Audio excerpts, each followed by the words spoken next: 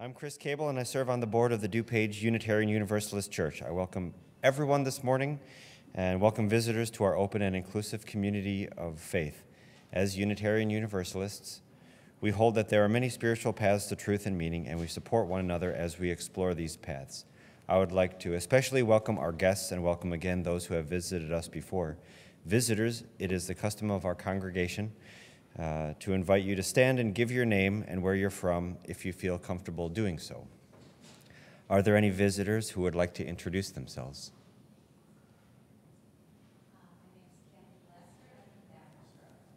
Welcome.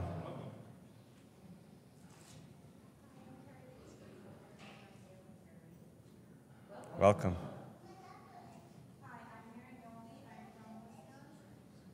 Welcome.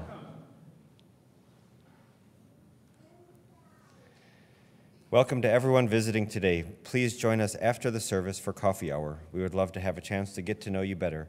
Our minister, Reverend Tom Capo, our congregational life coordinator, Mary Law, and all of our members are eager to meet you.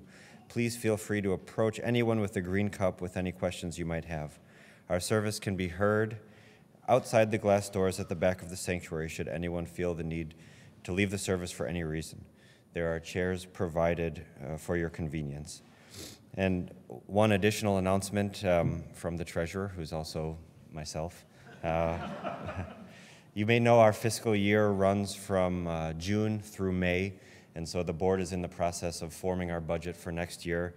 We're asking that everyone submit their pledge so we know how much money we have to budget at your earliest convenience, even as soon as today if you're able to cover some increased operational expenses and some revenue that was provided in the form of one-time gifts from last year. We're asking members to consider at least a 4% increase in their pledge. I'll be around at coffee hour to answer any questions or to give you a pledge form. And I think that was all I had to say about that. Please silence your cell phones as we begin our service. Thank you.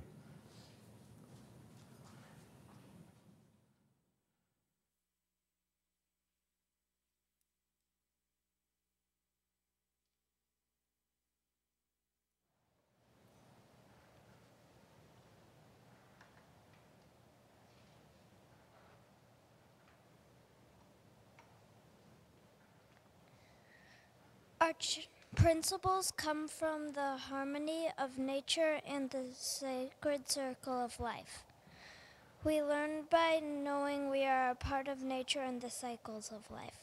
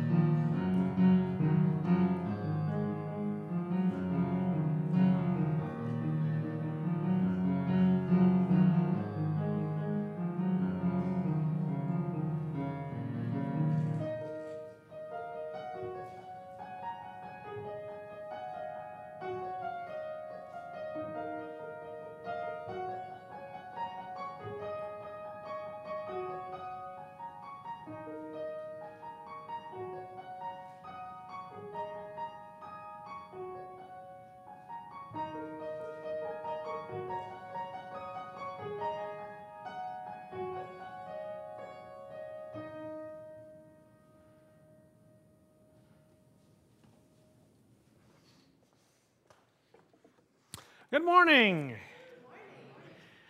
I am Reverend Tom Cappo, minister of this church, and behind me is Steve Cooper, our Director of Religious Education. And we welcome you this morning to our beautiful church in this beautiful Easter morning. It is lovely that we are all here, even though it's a little bit brisk outside. We thought it was going to be spring, but we were mistaken. Before we begin, let's take a moment to look around at all of the people that are here and in our space. Let's recognize the hearts of our whole community, from the elder to the youngest, and all those in between. Let us embody the beauty that is this all-church community. Even when there are a few wiggles, giggles, and chatter, and some of the older folks, I know that that's part of what you do, but that's okay. Let us remind ourselves to listen carefully and calm our minds. As we begin the service today, let's breathe in peace and joy into this sacred space. Breathe with me.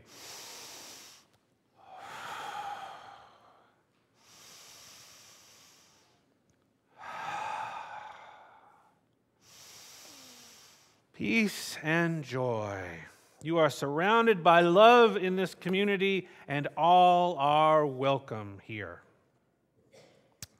So let's begin by reading our mission statement. So if you would rise in body or spirit and remain up for our opening song. It's up here on the wall. We gather as an inclusive community to grow in character, mind, and spirit, and to transform the world toward fairness, love, and compassion. So let's sing together hymn number 346, Come Sing a Song with Me. Words will be projected to your left.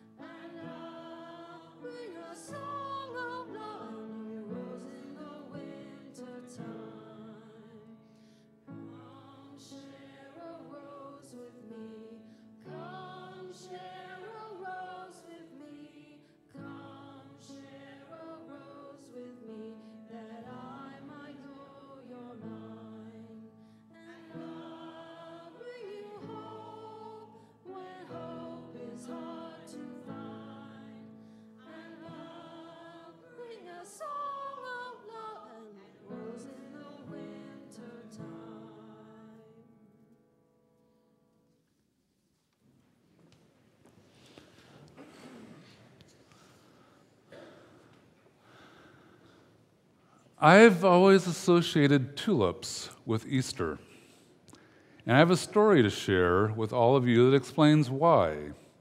However, this is not your typical Easter tale. This is a true story from when I was 7 years old. My dad was in the Air Force, so my family moved every 3 to 5 years, and between the ages of 4 and 9, we were stationed at Spangdahlem Air Force Base in West Germany.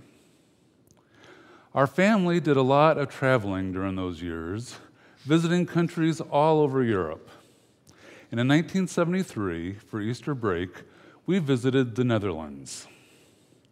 We saw windmills and learned that these were people's houses, and people actually lived inside of them. We visited the cheese market, ate some Gouda cheese, and watched them bid on big wheels of cheese. And there is 7-year-old Stevie with his mom in the cheese shop. We visited one of the tulip gardens. Dad must have talked one of the other tourists into snapping a family photo. More tulip gardens. I have a great story about me trying to catch pigeons with that hat in front of the Notre Dame Cathedral in Paris. Ask me some other time. Anyways, later that day, we drove into the little town where our boarding house was located. And we were surprised to find yard after yard of pictures made out of tulips. Every house or duplex had a display or diorama in their yard made out of tulip petals. It seemed that each family had their own homemade design. A lot were just random pictures. But some were specific to Easter, and on some stretches, each house had a picture that told part of a story.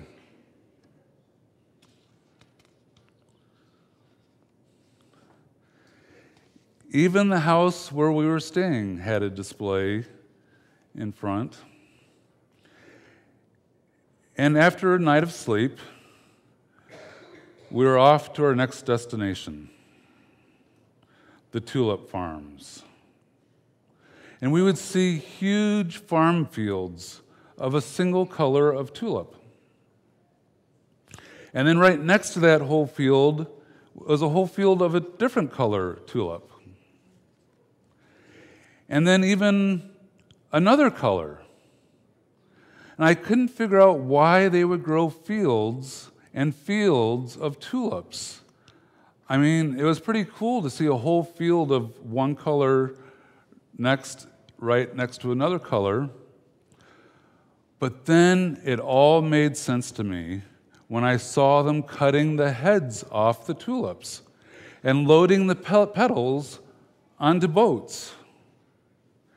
They were growing millions of tulips, field after field of different colors, so they can cut the heads off and sell the different colored petals to homes so that they can make their tulip petal display. Well, it all made sense to my 7-year-old brain that that's what they're doing, that art drove the industry. You know, millions of tulips were raised each year so that Easter dioramas can be made by families and put on display for tourists to see. What I did not know is that I had only seen part of the story, the version that the 7-year-old saw. I didn't know that tulips can grow from seed or from bulb. And if they grow from seed, it cannot be guaranteed the purity of color or the design of the flower because it may have been cross-pollinated with another color tulip. However, a bulb is an identical clone of itself. So tulip farmers are generating tulip bulbs to sell, and they're doing this by cutting off the heads of the plant so that all the sun's energy during the summer months goes into making new bulbs under the ground. And if they leave the head on the plant, all the energy goes into generating seeds in the seed pod. So what I had not realized in my belief of why tulip farms existed was that in 1973, Easter was on April 22nd, and we had gone on an Easter break. Well, and that was well into the tulip blooming season. So of course, some of the displays would include Easter pictures. But I think that I also didn't realize that the making of dioramas was just something to do with the millions of tulip petals going to waste otherwise. So the cycle of learning and building beliefs is like a tulip that renews and matures year after year. So today during our service, we're going to grow some tulips. And after they bloom, I'm going to have you help me create some tulip petal dioramas. But let's start by singing about all the colors. Martha will lead us in song. We're going to sing this a cappella, and it's hymn number 305 in your great hymnal. And I'm going to start with the Spanish version, and if you're comfortable and would like to, I'd love to have you sing with me on the Spanish. And then we're going to sing verses 1 and 2. De colores se visten los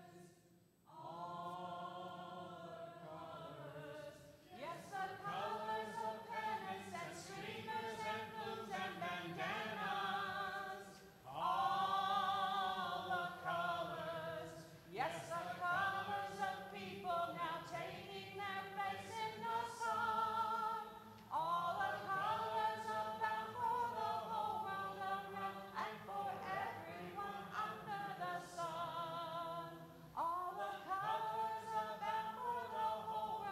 en la primavera. So let's grow some tulips. So first, gardeners buy tulip bulbs, and we just heard where all these bulbs came from. Tulips grow from bulbs, and gardeners can choose from a variety of tulip bulbs. The different bulbs bloom into a rainbow of colors, from bright reds and yellows to soft pinks and deep purples, and some tulips have many colors. And gardeners plant tulip bulbs in the fall. First, they dig holes 6 to 10 inches deep, and then they plant the bulbs with the round ends down and the pointy ends up, and they cover the bulbs with soil. After planting, gardeners water the bulbs. They give the tulips plants a head start in putting down roots before the ground freezes. This is when the bulb gathers nourishment from its environment. What would this look like for people? Where do they gather their nourishment? In our faith, we have 7 principles and 6 sources. And the sources are the places our faith suggests that we look for answers to our questions.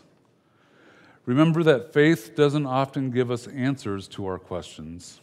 Instead, each of us needs to look for the answers that feel and sound right to us.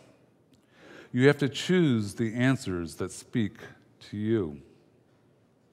I want you to imagine a very large library, one with well-marked shelves that anyone can reach, and comfortable chairs scattered around for people to sit in, and even a small room off to one side where people can hold quiet discussions. The books of this library aren't filed in Dewey Decimal System or the Library of Congress system. Instead, they are divided into 6 general sections. And the first set of shelves that you find are filled with diaries and journals, pictures and videos. These are our experiences.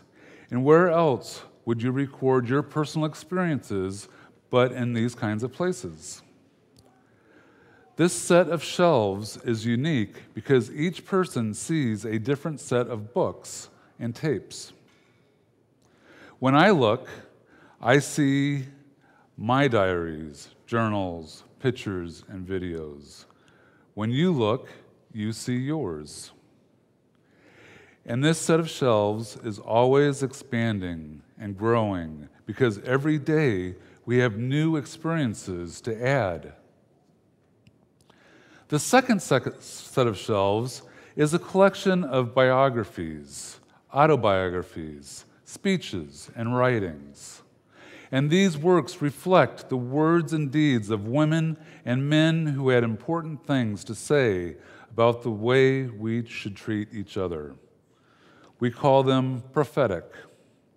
Some of these women and men are famous, like Dorothea Dix, Clara Barton, Ralph Waldo Emerson, William Ellery Channing, Sojourner Truth, Harriet Tubman, Abraham Lincoln, Gandhi, and Martin Luther King Jr. Others are not famous. They live quietly and unknown, but they are making a difference. Some of these prophetic men and women are in our church, and in our schools, and in our communities. Who are some of the prophetic women and men that you may know? This wisdom of a world's religion fills the third set of shelves. Here you can find religious texts like the Quran or the Bhagavad Gita, writings by the leaders of the world's religions, and interpretations of the texts can be found here. They are grouped by religions: Islam, Hinduism, Zoroastrianism, Buddhism, Baha'ism, Sikhism, and many more. The fourth set of shelves has Jewish and Christian texts. And it may seem a little weird to have this separate from world religions, but Unitarian Universalists has direct connection to these two faiths, making it important to separate them out and give them a special emphasis. Here we find the Bible, including all parts that some groups include and others do not. There are writings of many different rabbis, monks, nuns, and saints, and other religious leaders.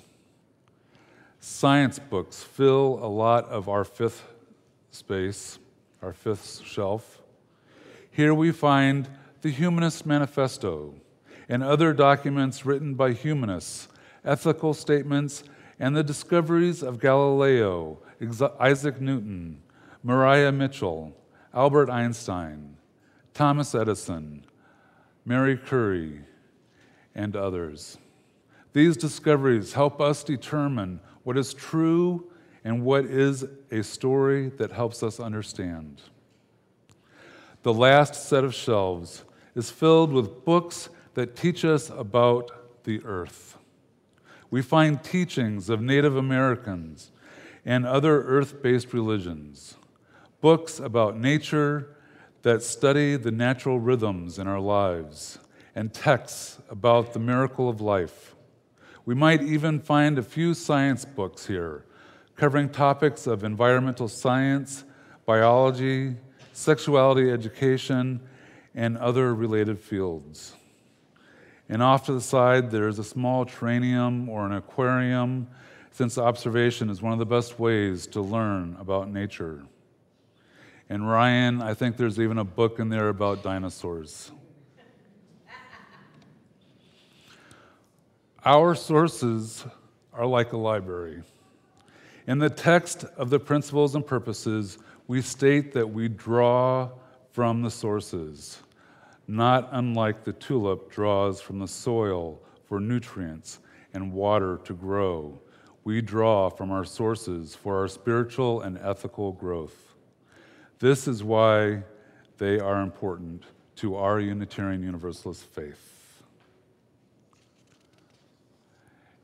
And we will now stand in body or spirit as we sing Spirit of Life. And we're going to do something a little different. We're going to sing it twice, one right after the other.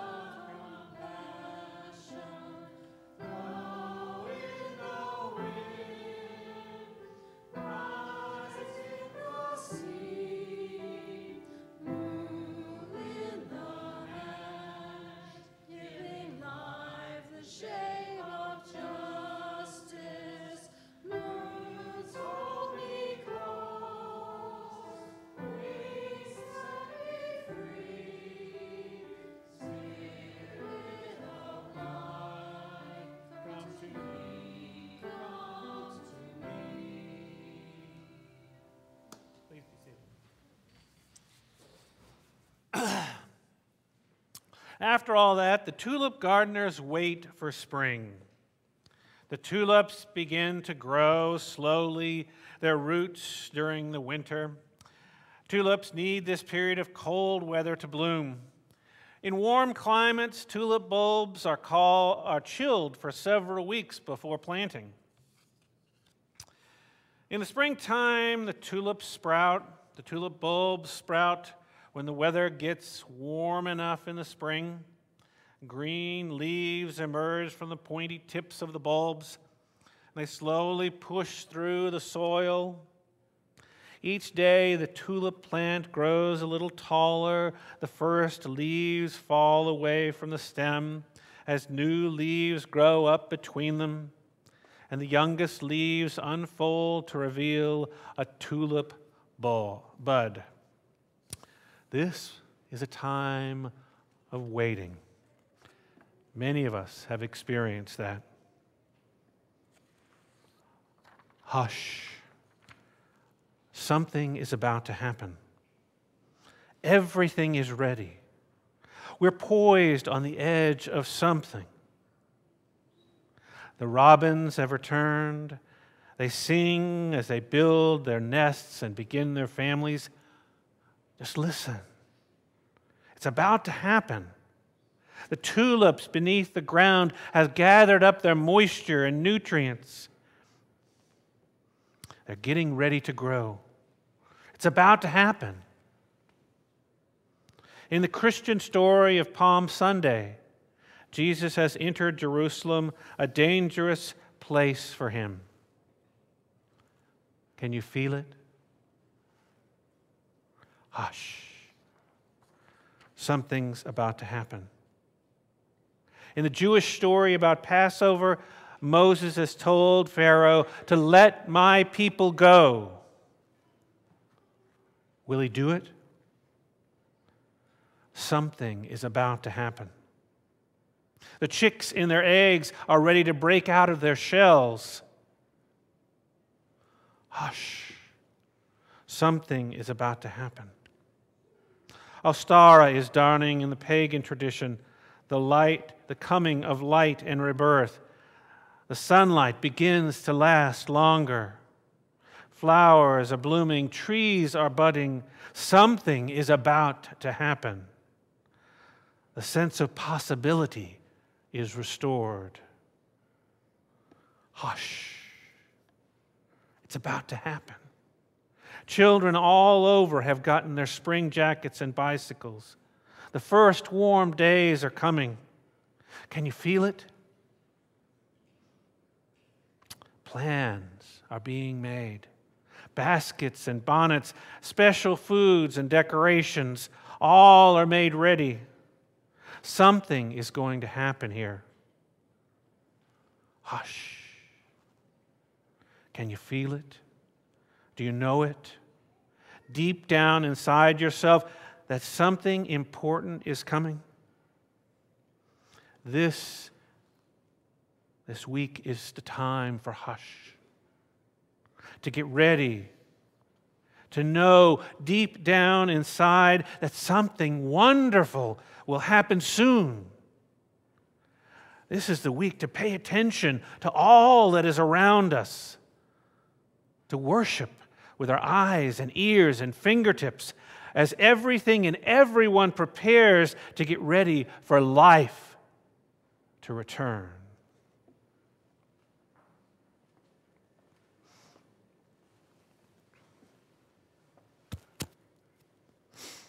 Stand in body or spirit and join me in singing This Pretty Planet. I will sing it through once, and then all of you can join me for 2 more times.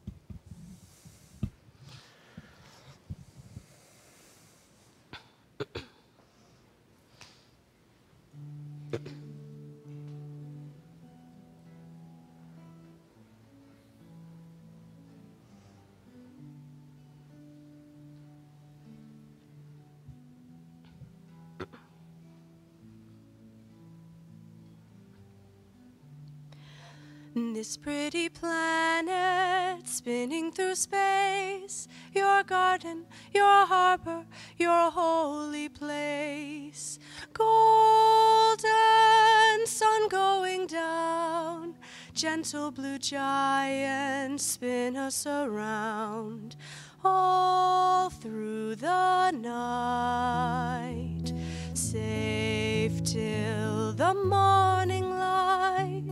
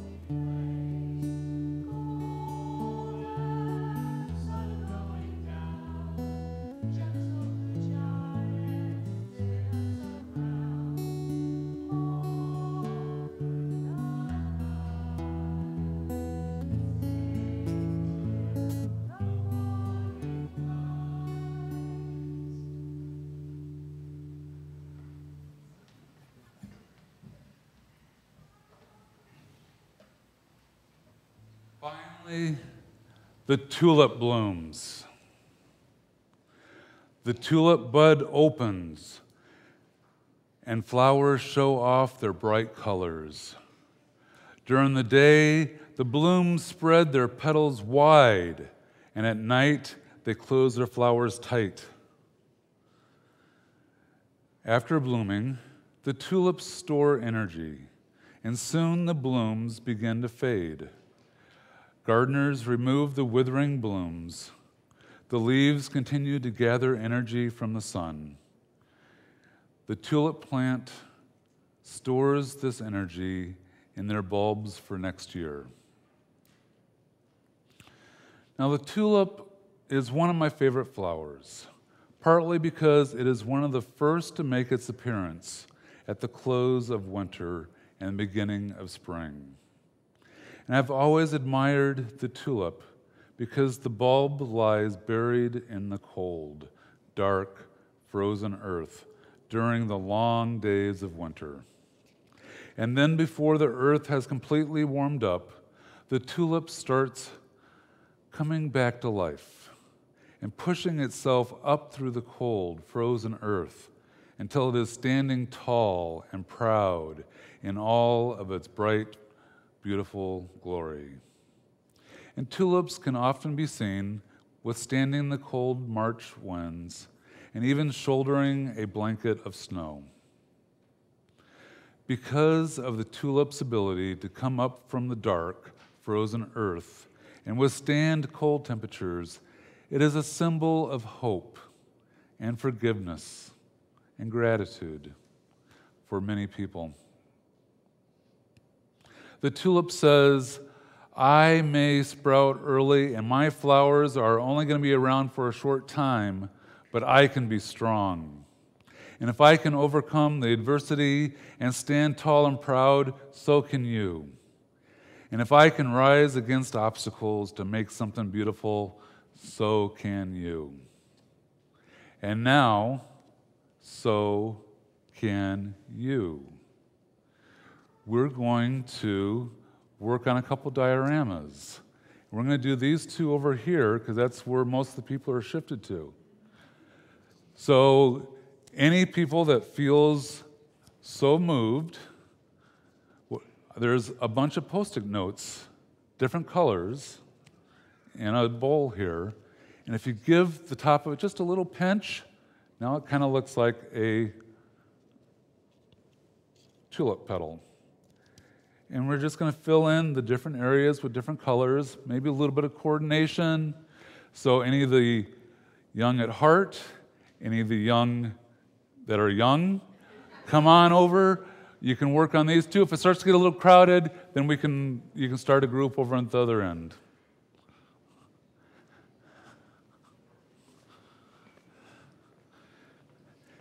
And at this point, our offering will be given and received.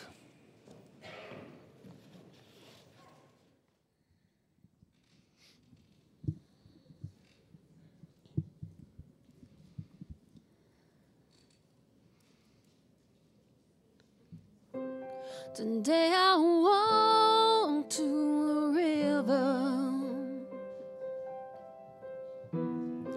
to watch the seagulls stand around while the wind stirred the water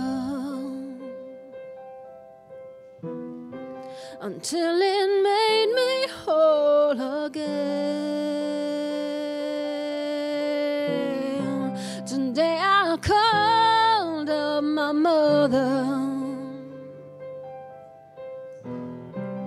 just to tell her how I've been. If I don't, then she'll worry and want to bring me home again.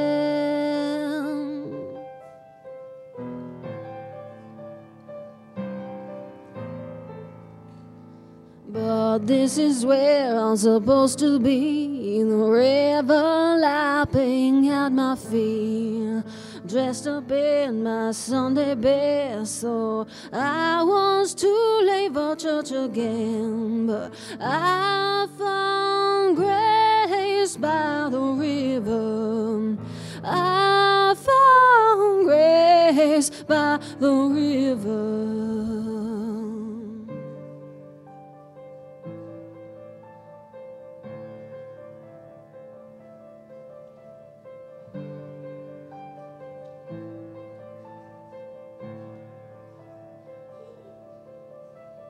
Oh, I'm sorry for all the ways I've sinned. Oh, forgive me. I am not the person I have been.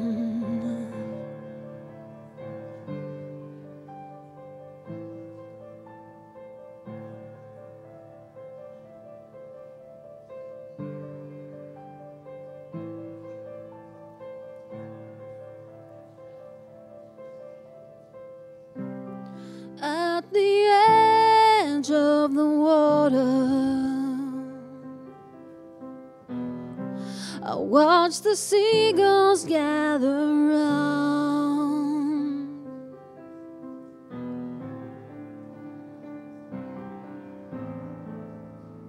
This is where I'm supposed to be, the river lapping at my feet, dressed up in my Sunday best. Thought I was too late for church again, but I found grace by the river. I found grace by the river. This is where I'm supposed to be, the river lapping at my feet, dressed up in my Sunday best. Thought I was too late for church again, but I found grace by the river. I found grace by the river.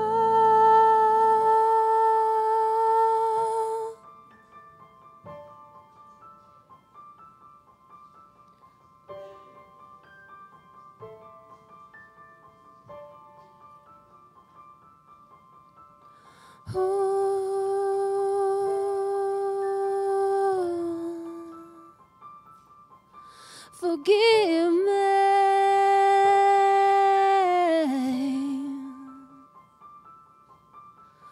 Oh,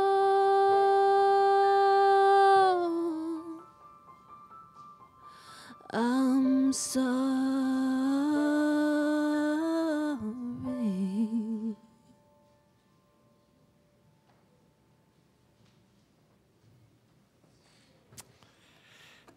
Hello, Spring.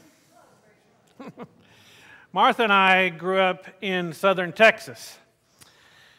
The 5 seasons in southern Texas around the Houston area are not so hot, hot, very hot, hot and wet, hot and very wet, and then we start over again. And then we moved up to the Midwest about 10 years ago, and we were enchanted by the seasons. We arrived in August, and it wasn't so oppressively hot. Amazing to us. And then fall came, and the leaves started changing colors. Oh, it was wonderful. The oranges and the reds. Oh, my gosh. And then winter, cold and snowy, unlike anything we had ever experienced. And we were enamored with it. Oh, my gosh. The first few years, we were ridiculously excited about the experience. We'd go walking on trails in the wintertime in our boots. We'd shovel snow. We'd wear layered clothing. We even buy scarves for the first time because we actually had to have them. But this was a real adventure for us. And then came spring. And one of the things that I noticed about spring in the Midwest was that everyone who'd been staying in their houses the whole winter spilled out of their houses and came outside. I mean, everybody was outside. You know, they were walking in their neighborhoods, or they were fixing their gardens, cleaning them out, or they were taking down their Christmas lights. It's like a real celebration.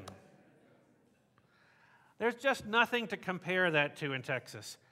I mean, in Texas, you stay inside in the air conditioning when it's too hot to go outside, but people don't come out in droves when it's not so hot. It's just not something we've ever experienced. Spring really does feel like a time of celebration here in the Midwest. So it makes perfect sense to me now why there are so many holidays and holy days this time of year.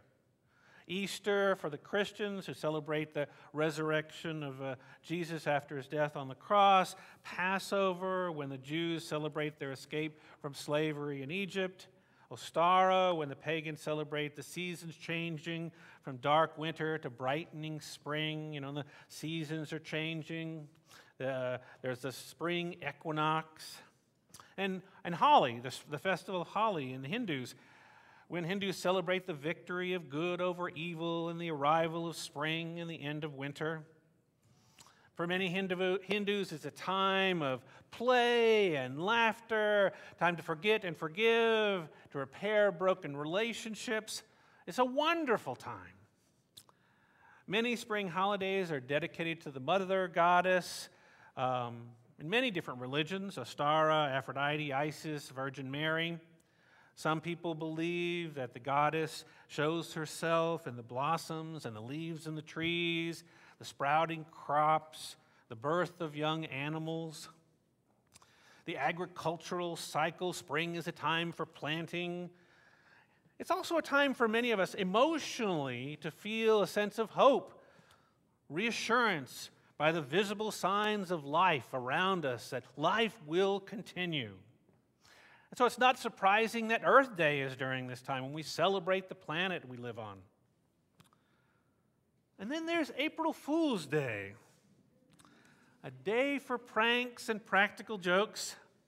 Did you know that in the Catholic and Orthodox Church, when Easter Sunday falls on April 1st, or fell on April 1st, I guess they don't do it anymore, but it was called Risus Paschalis. Priests would urge people in the congregations to laugh and tell jokes inside the church during the service. So I thought I'd offer you a couple. Why did the Unitarian Universalists cross the road? That's a good one.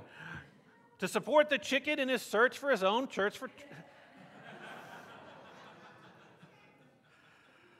So how does a Unitarian Universalist walk on water?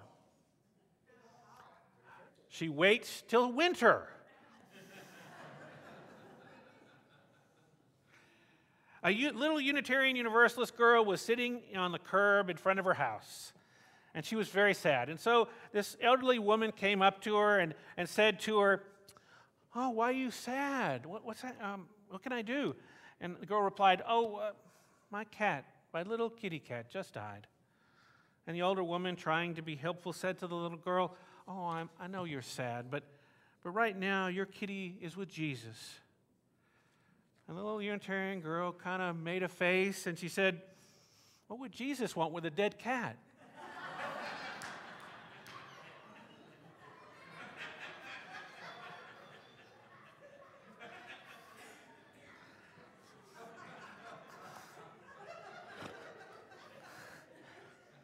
Well, there are many ways to celebrate this time of year. We celebrate with colored eggs and chocolate bunnies. We plant seeds. We get together with our families for brunch. And there are many meanings that we take, that we make of this time, and many practices. All of us have different practices, things that we do, different traditions. As Unitarian Universalists, each of us has our own beliefs, our own traditions, our own observances for this time of year. So I'm going to ask just a few of you. I'm going to grab the microphone. It's over there. Actually, Steve, would you mind? Would you mind? And I'd like just maybe 2 or 3 of you to tell me what are some of your ways of celebrating this time of year, things that you do this time of year to celebrate spring. All right, just raise your hand and Steve will come up with the mic. Anybody do anything this time of year to celebrate? Oh, there's one in the back. Hello. My background is Polish Catholic, so our family has maintained certain traditions around Easter dinner. We always have a Polish soup called borscht with Polish sausage and ham and eggs, and our family gathers and we say some prayers and have the food and enjoy each other's company. Fabulous, fabulous. Others? Anybody else have a tradition around spring? Oh, here's one over here.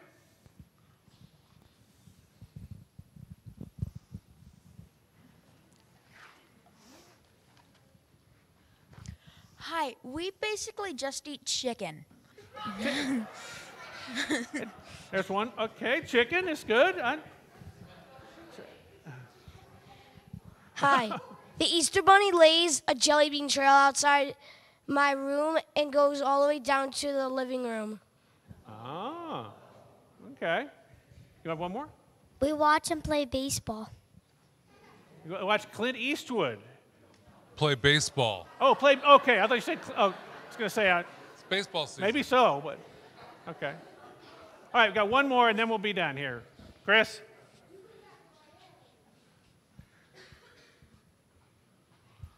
I dig the nice black dirt out of the bottom of our compost pile and put it on the garden to plant new seeds in.